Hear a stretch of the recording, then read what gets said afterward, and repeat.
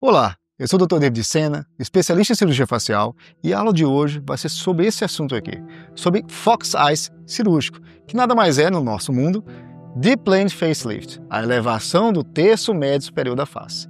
Então, vamos à nossa aula. O nosso objetivo hoje é explicar como é que a gente faz uma paciente que tem esse aspecto facial ficar com esse aspecto facial, com esses estigmas dessa porção mais profunda nos olhos, essa perda lateral, essa perda no olhar e ficar com o olhar mais amendoado, elevação da face como toda, sem uma visibilidade de uma cicatriz visível. Então, essa é a nossa missão de hoje. E tudo começa a gente entendendo a dinâmica do nosso paciente. Então, essa é uma imagem que você consegue ver a dinâmica dela antes e depois da cirurgia. Você consegue perceber a naturalidade do sorriso, do piscar dos olhos e do posicionamento. E nessa outra imagem, a gente consegue ver a sobra de pele. Olha a grande quantidade que tinha nessa região quando eu faço a elevação da face como um todo e principalmente do olhar. E logo depois, como ficou o resultado, só apenas 15 dias depois, com uma pequena cicatriz aqui próximo ao cabelo e aqui nessa região da orelha. Então, o objetivo da cirurgia facial, de maneira geral, é que a cicatriz fique o mais imperceptível possível, que a gente consiga a maior elevação possível das estruturas que já caíram, independente da idade do nosso paciente, e que, logicamente, a mímica seja preservada, do sorriso, do olhar, e que a paciente fique feliz. E nesse ponto, por que esse nome? Por que esse nome Fox Eyes? Por que ele ficou tão famoso, né? Ele é derivado desse bichinho, né? Da raposa. E, logicamente, as pacientes começaram a associar esse formato do olho da raposa com o formato do olho desejado. Ironicamente, essa atriz é a Megan Fox. Então, eu tenho esse olhar mais amendoado e elevado na porção lateral e esse desejo do mesmo olhar na pessoa. E aí, logicamente, o marketing, a mídia, as pessoas começaram a desejar esse tipo de posicionamento dos olhos e da face como um todo. E começaram a ter as matérias, como é que se faz um Fox Eyes, sabe como o olhar da raposa. Então tudo isso começou a chamar muita atenção da mídia como um todo, de algo que já era muito comum no nosso meio, que era a elevação temporal da região do terço superior da face, o plano profundo, que é muito mais eficiente do que apenas colocar um fiozinho e puxar um canto de orelha, ou fazer só um botox, ou fazer só um preenchimento.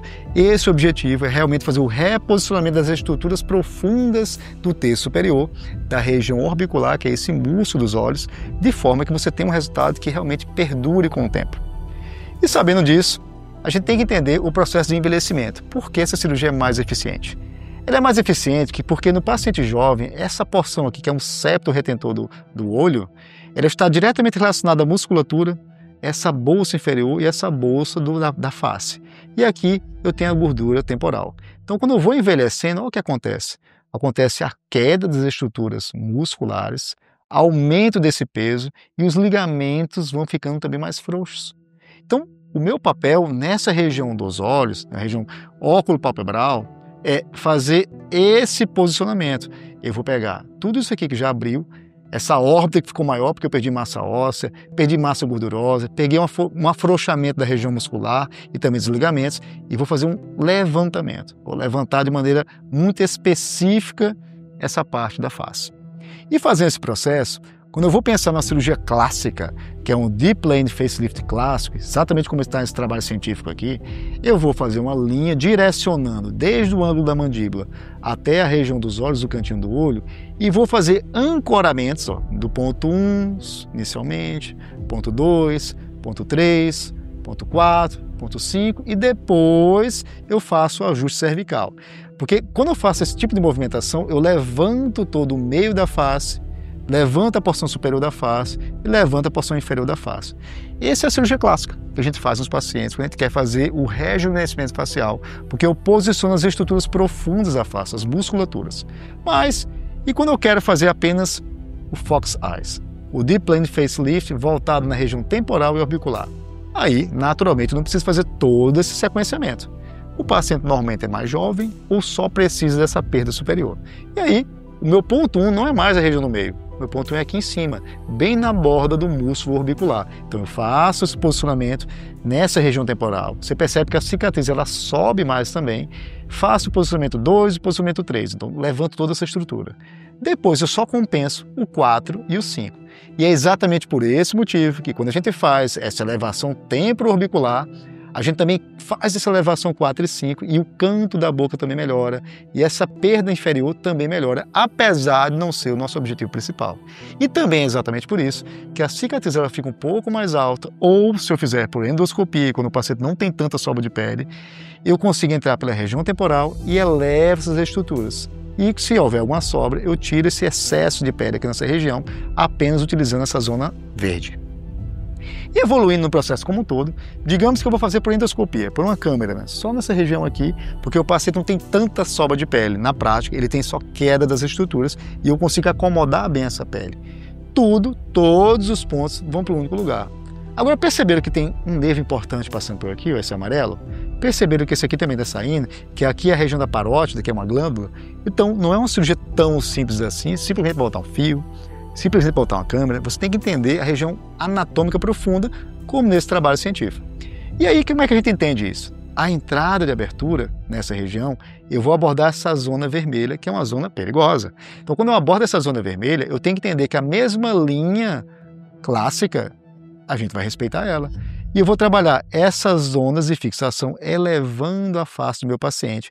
E naturalmente elevando essa região dos olhos, elevando esse canto que está compensando aqui nessa região. E esse ângulo todo vai ser elevado. E eu sempre gosto de botar um trabalho científico, porque independente se você é um paciente ou um colega médico, você tem condições de se aprofundar no assunto.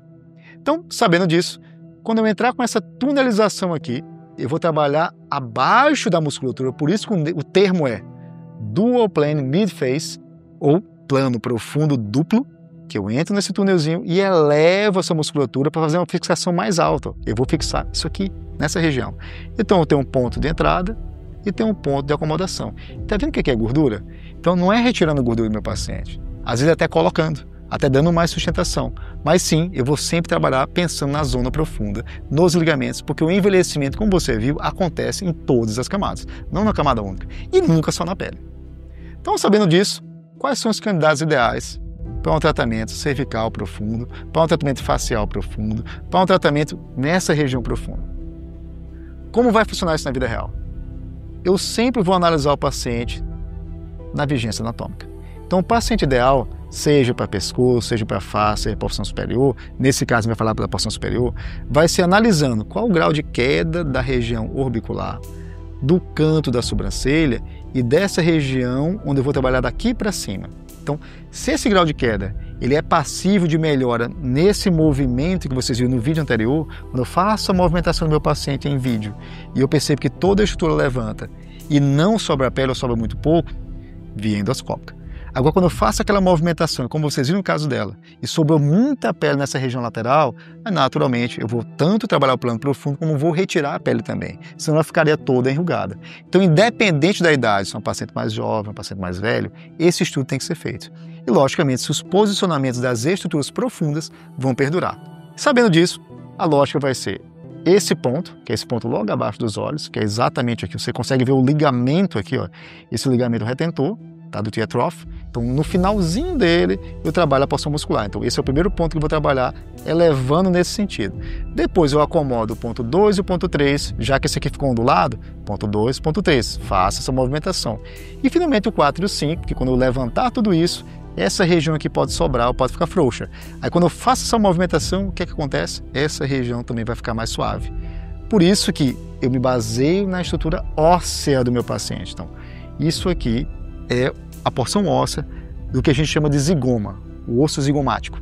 No osso zigomático, eu traço aquela linha tradicional do canto do olho até a mandíbula para entender qual é a minha zona de trabalho, que vai ser essa zona colorida aqui.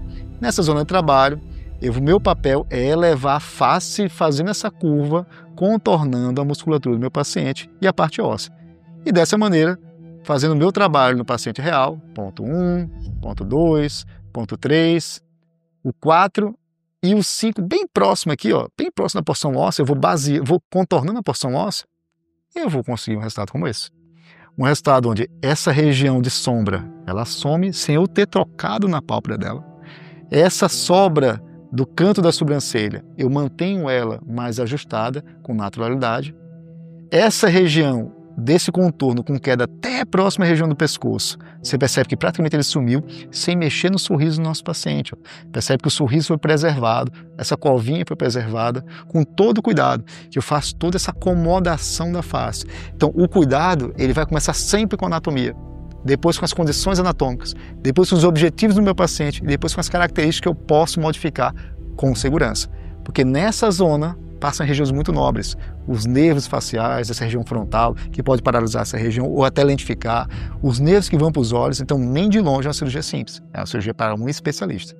E, sabendo disso, nós utilizamos sempre trabalhos científicos como esse, foi o último trabalho a ser realizado, agora em 2025, onde tem a cirurgia modificada temporal com reposicionamento. E é por isso que a gente faz aulas como essa para os nossos colegas e também para os nossos pacientes, para perceber que sempre tem algo que pode ser mudado, nem que seja um pouquinho. Apesar dessa anatomia ser de tantos anos, apesar de a gente trabalhar com tantos anos com essa cirurgia, mas alguém sempre aparece com um novo trabalho para poder ajustar.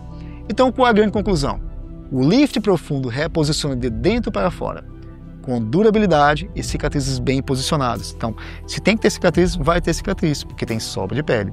Se dá para fazer uma cirurgia como essa sem cicatrizes aparentes dentro do cabelo ou endoscópica, a gente vai ter uma boa vontade do mundo para fazer também. Então, o diagnóstico da sobra de pele ou do resultado do nosso paciente é primordial.